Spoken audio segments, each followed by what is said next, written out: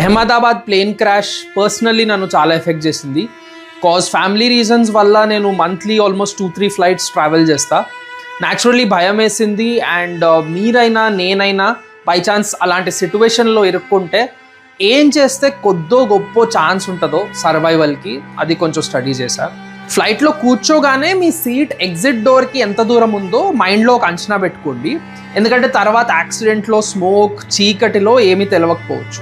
Brace position, impact అయ్యేటప్పుడు మీరు ఈ పొజిషన్లో ఉంటే మీ ఇంపార్టెంట్ ఆర్గన్స్ అన్నీ కొంచెం ప్రొటెక్టెడ్గా ఉంటాయి. సీట్ బెల్ట్ని పొట్ట కింద పెట్టుకోవాలి, హిప్ దగ్గర, మధ్యలో కాదు. +3 -8 రూల్ అంటారు. So 80% of the crashes take off అయిన 3 minutes అండ్ ల్యాండింగ్ ముందటి 8 minutesలో అవుతాయి.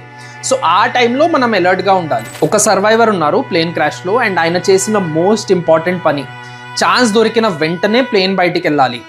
లగేజ్ ఎతకడము, పక్కనోళ్ళ కోసం చూడడము, అసలు ఆలోచించడమే కుదరదు, బయటపడాలి అంతే. ఇంకొన్ని టిప్స్ కూడా ఉన్నాయి, బట్ రియల్ టైం లోపు చెప్పడం కుదరట్లేదు. సో క్యాప్షన్లో రాశాను, చూసేయండి.